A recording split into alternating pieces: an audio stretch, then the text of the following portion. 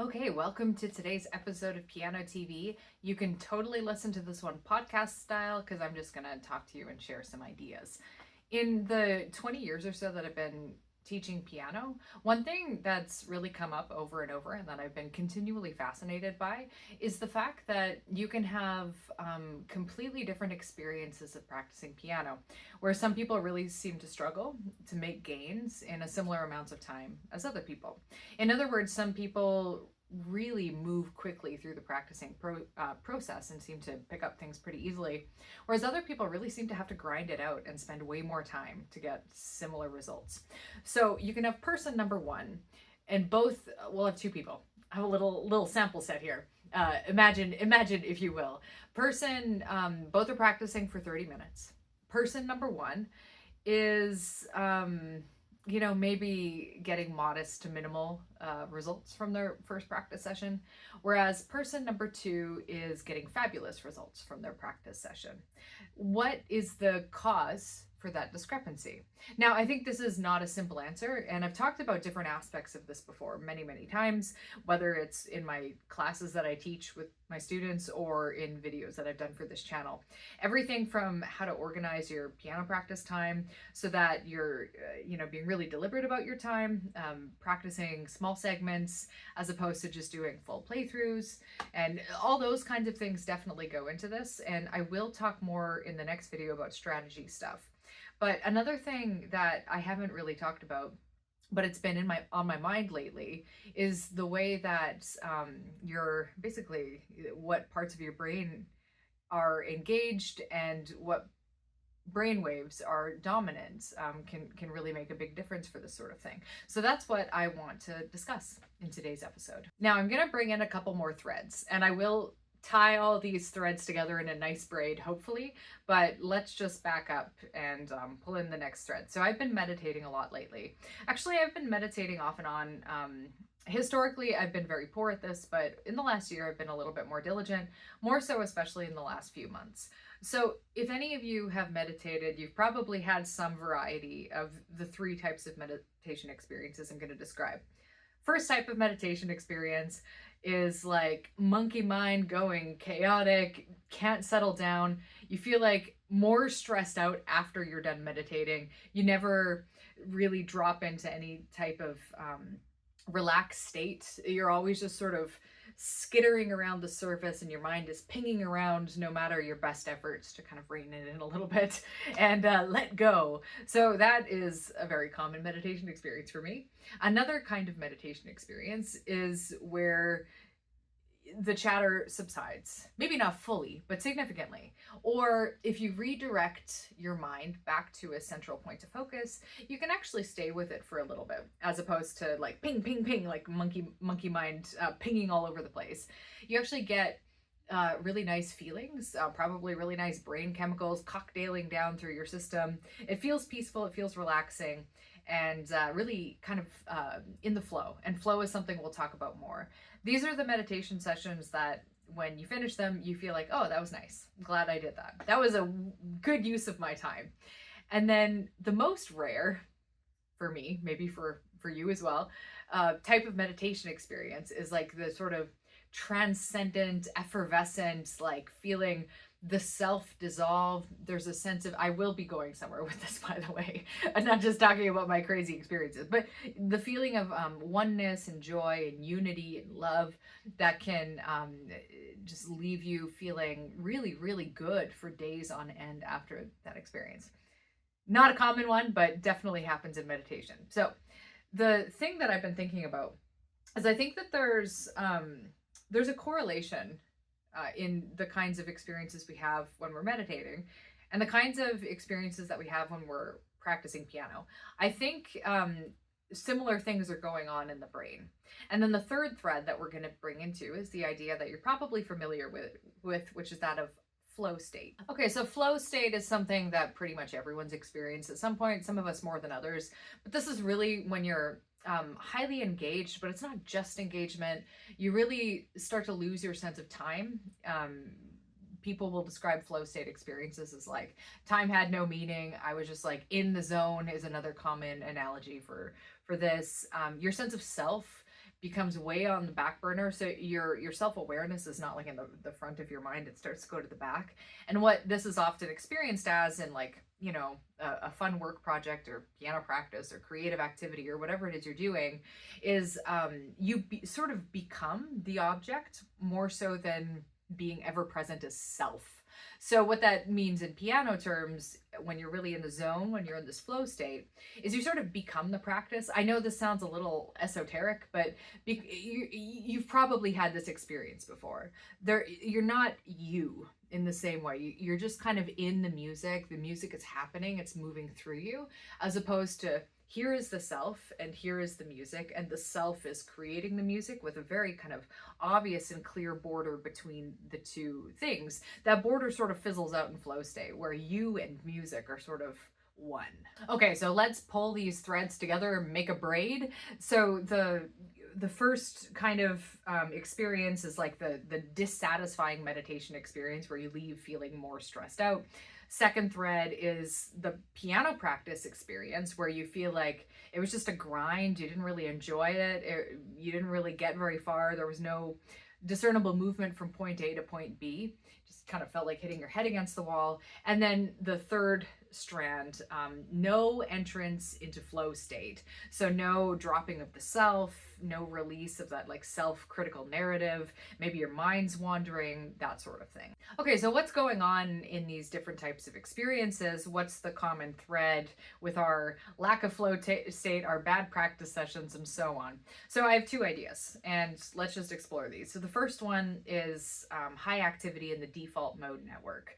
Default mode network, I'm not a scientist, so we're going to keep this really simple. It's just part of the prefrontal cortex. From my understanding, it gets activated when the brain doesn't have an object to focus. So this is the kind of thing, like if you're sort of just letting your mind wander and you start to ruminate, or you start to replay conversations in your head, or it's like your mind is running scenarios or airing grievances or all those sorts of things. That's the default mode network I'm running. So if that's engaged, then that's going to block your ability to get into flow state. Now, the second idea I have is a predominance of beta brain waves.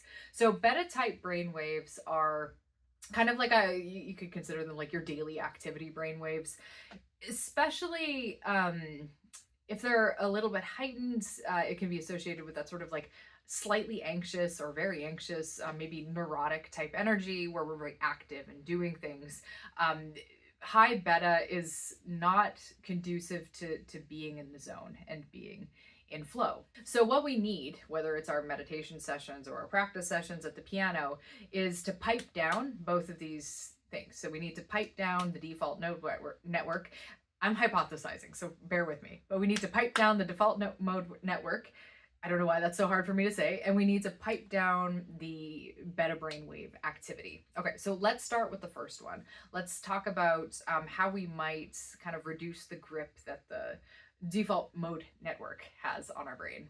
I think this is easiest to think about if you're using meditation as your example. So one really, really common, you probably tried this before, really kind of standard meditation practice is just mindfulness practice where the point of focus is the breath. And sometimes you can do this really literally, like the feeling of the breath going in your nose and so forth.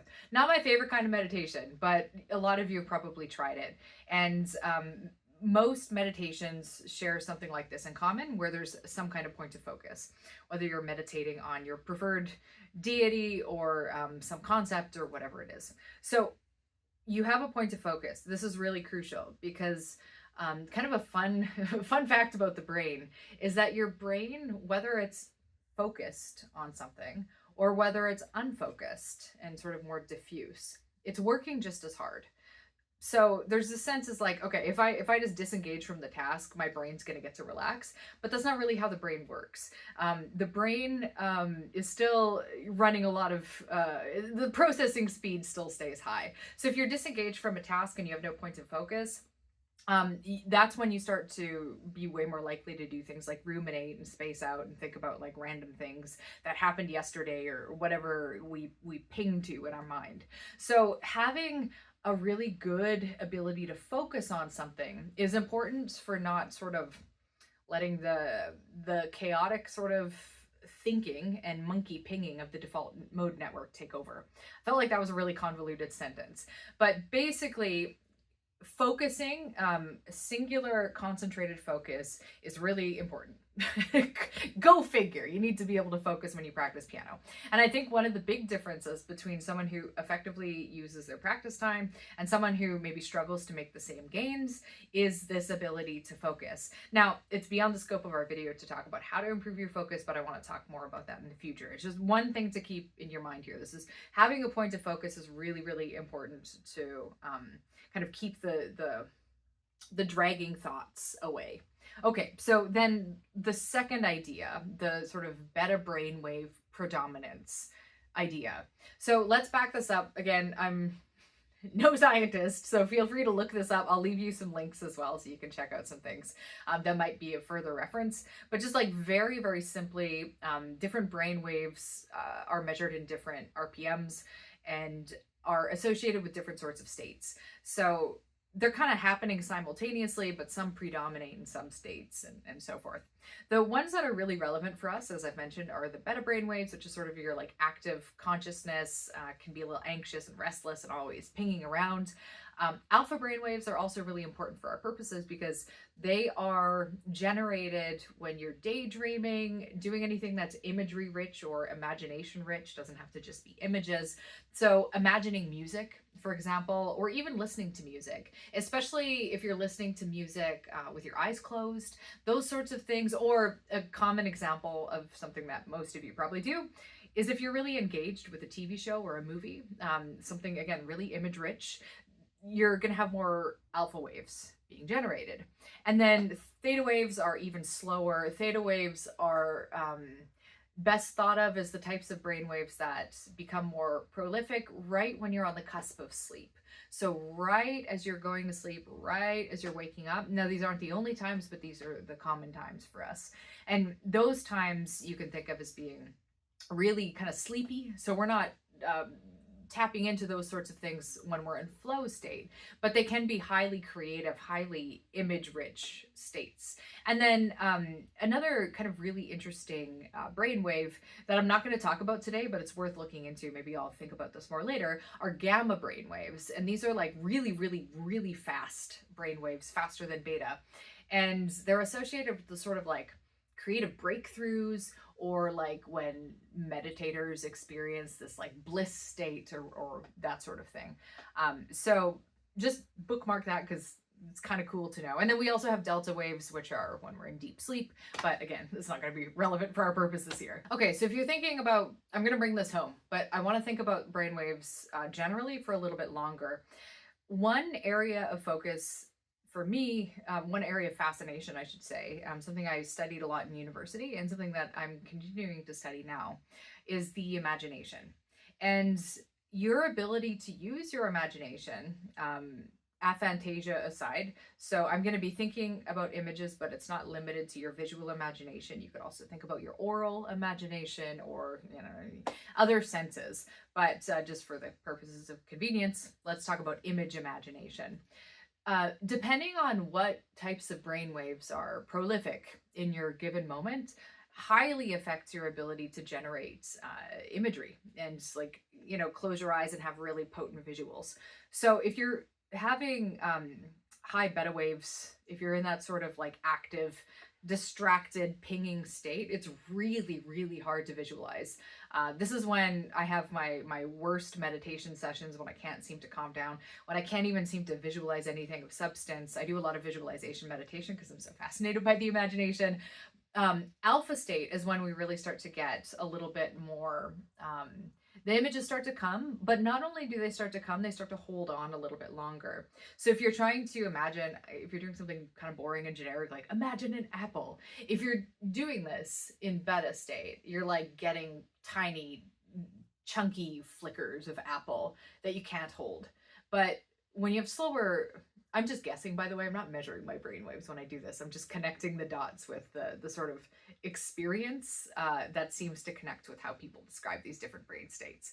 I don't want to get too heady. Sorry, guys. I don't want to get too technical. I promise I'll bring it home. But the Apple imagery and alpha brainwave state is going to be more sustained. So maybe you can, it's a little bit more maybe glossy, you get a bit of detail. You can kind of hold it for a few seconds without it just like chunking out. And then if you've had the experience of having like crazy waking dreams or like very rich visuals as you're falling asleep or as you're waking up, theta waves are very, very imagery rich, way more potent and realistic feeling than even alpha images. Now, the reason I'm bringing up all of this is because this gives you, I think, a nice, easy way to test what's going on with your brain when you're practicing piano. So if you're finding, I don't know, you're like, am I even focused? Am I doing this right? How well, first of all, what's your default ability to imagine things? And how well are you able to just like generate an imagined image? Or if you have aphantasia, like an imagined sound. Is it really tough? Do you have to really work for it? Or is the apple or the violin sound just immediately there? Are you getting like the full richness of the tone or the image, or is it kind of like glitching in and out? And it does seem to me that if you're able to have a better image, then that's probably indicative of a more flowy type of brainwave state. So this is the part where I have to bring it home, where flow state, when you're really engaged, you're in the task, your sense of self diminishes, the default mode network is not really online in any kind of meaningful way. So your sense of self-criticalness, your self-consciousness is a bit detached. Your sense of time becomes more limited and you're very absorbed in what you're doing. You're going to have way more alpha brainwaves in this sort of state. And you can't really get into flow if you're dominantly in beta brainwave mode. So alpha waves, yay. Default mode network, nay. Flow state, yay. How do we get into flow state? Well, there's a lot of different things that we can talk about in the next video. I have this really nice quote that I think highlights the difference here that I will link in the show notes here. A person grinding through a difficult task in high beta is working hard, but not in flow. They are exhausting themselves and producing average results, not exceptional ones. So I think that goes a really long way to explain the difference between student 1 and student 2. So if you remember, student 1 is getting mediocre results and student 2 is getting awesome results. And they're both practicing the exact same amount of time.